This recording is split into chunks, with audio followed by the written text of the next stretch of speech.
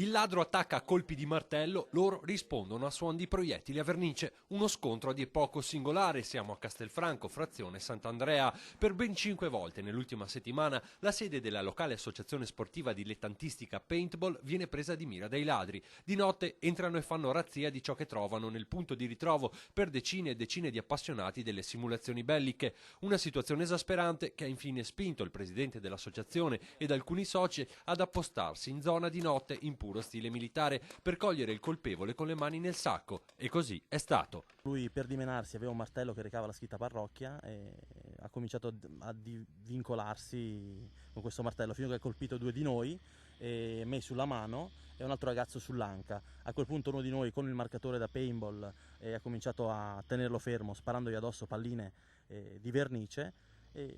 Però non è servito, perché lui con questo martello alla fine l'ha lasciato cadere, è scappato. Con il maglione ancora imbrattato di vernice gialla, dopo aver ferito 2 persone, il ladro, un marocchino di 19 anni, fa ritorno a casa. E saranno proprio quei proiettili a vernice sparati contro di lui a rivelarsi decisivi per l'indagine. A casa, nel corso della perquisizione, abbiamo rinvenuto il maglione sporco di vernice gialla. Nei confronti del giovane magrebino, già noto alle forze dell'ordine, è scattata una denuncia per tentata rapina. Non rischiano nulla invece i soci dell'associazione di paintball che, aggrediti a martellate, hanno risposto coi proiettili colorati ad aria compressa. Nessuna ipotesi di reato, ritengo.